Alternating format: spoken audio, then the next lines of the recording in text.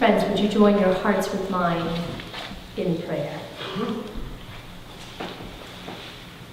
Holy One, oil the hinges of our heart's doors, that they may swing easily open to welcome you. Amen.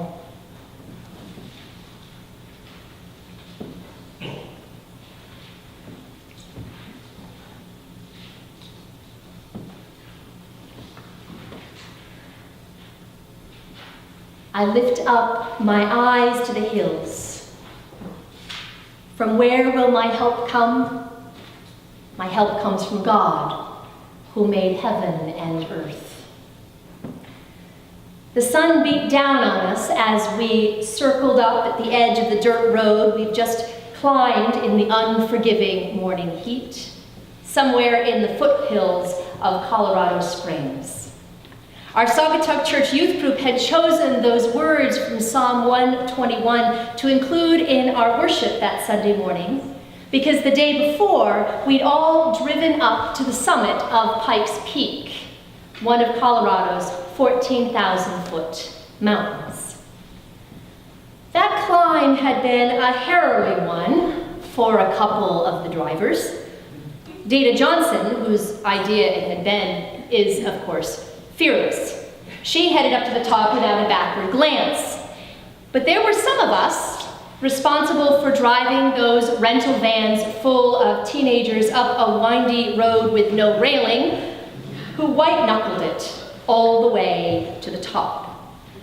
Look, you can see the clouds below us. Wow, check out the view. I wonder what would happen if we drove off the road. With that enthusiastic chatter in my ear, I hugged the midline and kept my eyes on the road, forsaking all stunning views in the interest of making it to the top. Which we did, of course. A bit wobbly-kneed, I got out of the car and embraced one of my equally anxious leaders, and then we all headed off to the cliff edges to look down on the cloud bank below us. And we marveled at the thin air, at the frigid temperatures and the vastness of the landscape that stretched out below, wherever we could see it through the clouds. It was literally a breathtaking experience. To get a feel for the drive, do a search on Race to the Clouds in YouTube and watch the footage captured by race car drivers going up the mountain at high speed. But don't watch the crash videos. Back on the hot, sunny hillside, Sunday morning, I reflected on the fact that Pikes Peak was the first of two impressive mountains that I would ascend over the summer. The second would be Mauna Kea, the almost 14,000-foot peak that stands a century over the big island of Hawaii, where I was headed for 1 month of my sabbatical, right after the mission trip. Maybe mountains will be one of my sabbatical themes, I mused as our youth read the psalm and led us in prayer. Maybe I should pay attention. I arrived on the island of Oahu on a Monday evening, just over 1 week later. I was fed and then collapsed into bed in the guest room of my uncle's home in Honolulu. Waking up early Tuesday morning, thanks to the 6-hour time difference, I reached for the small book of Celtic prayers that I had packed for the trip. Opening it for the first time, I turned to the page marked Tuesday morning prayers and found these words printed on the page. I lift my eyes to the hills. From where will my help come? My help comes from God, who made heaven and earth. Sometimes you just know you're in the right place. When Peter, James, and John followed Jesus up that high mountain, they had no idea what was in store. They'd been following Jesus from one town to the next, listening to him preach, witnessing miracle after miracle. Jesus multiplying loaves of bread, walking on water. They had seen him behave in unexpected, curious, even unorthodox ways, healing on the Sabbath, paying attention to women and lepers and other outcasts. Not long before, Jesus had raised a 12-year-old girl from the dead, Jairus' daughter. Not that they were supposed to talk about that. Jesus was always instructing them not to speak of the miraculous things that he did, which is a little odd if you think about it, because wasn't he supposed to be spreading the good news? And then he started to talk about his imminent suffering and death. 6 days before that mountain hike, Jesus had told the disciples that those who wanted to be his followers must take up their cross. For those who lose their life for my sake, or for the sake of the gospel, will save it. All told, Peter, James, and John had plenty to think about as they climbed up that mountain trail. And maybe they were therefore too distracted to be apprehensive. Maybe the trail was well-trod and didn't run too close to the cliff edge.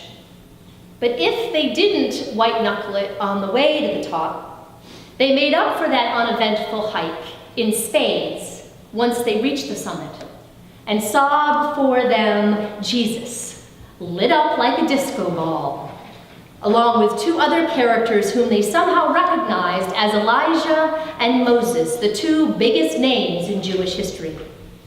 Clouds descended, a voice spoke. It must have left Peter, James, and John a bit wobbly-kneed. So there are at least 2 sides to every mountaintop experience. There's the welcome escape from the everyday grind, the beauty, the solitude, the getting away from it all. And maybe that's what the disciples expected. One more of those contemplative afternoons that Jesus periodically took when he ran away from the crowds to pray. But in the words of Bilbo Baggins in The Hobbit, adventures, including the mountaintop variety, are not all pony rides and May sunshine. They can also be earth-shaking, breathtaking, unsettling experiences at best and terrifying at worst. Because mountaintop experiences take place, by definition, outside our comfort zone, away from all things familiar. I happen to believe that that's what gives a mountaintop experience its transformative power. Its ability to sneak in under our defenses because we're already feeling a bit off balance. Its ability to open us up to the unexpected because, well, we don't know what to expect when we're in a strange place. All of which means we may just see, feel, hear, or learn something new. Something with the potential to change us in surprising ways. So it was with Peter and James and John. There they stood, utterly disoriented by the sight of their radiant rabbi jawing with the ancients, when a cloud descended and they heard that voice. "This is my son, the beloved. Listen to him." Curiously, the first thing they heard Jesus say after that, as they descended the mountain, was, "Tell no one." Again. Why?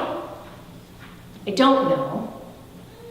But I have a guess, based in part on my own mountaintop moments. Maybe Jesus wanted them to keep their mouths shut long enough to really take in what they had just seen and heard, to let it simmer in their minds and in their hearts. The Reverend Dale McCormick, a United Church of Christ minister who pastored for a time in Chiapas, Mexico, once told me that Mayans believe you need to give an idea or an encounter time to drop from the head into the heart.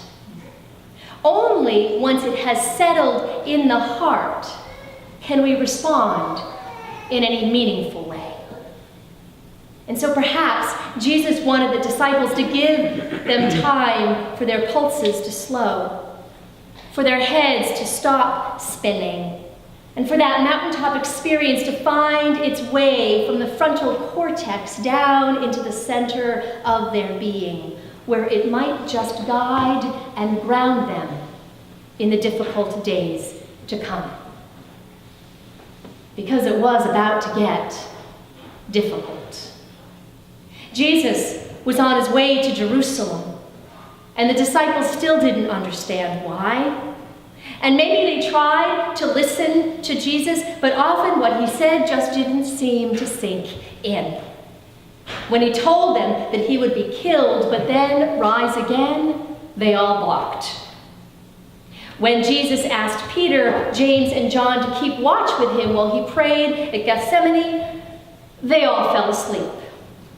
And when he warned Peter that he would deny Jesus before the end, Peter vociferously rejected the idea. When Jesus was arrested, they all fled. Despite that voice in the clouds, it seems like they never did learn to listen. Still, I think it's possible, even likely, that mountaintop experience remained lodged in their hearts, that it was still there on the dark day after Jesus was crucified,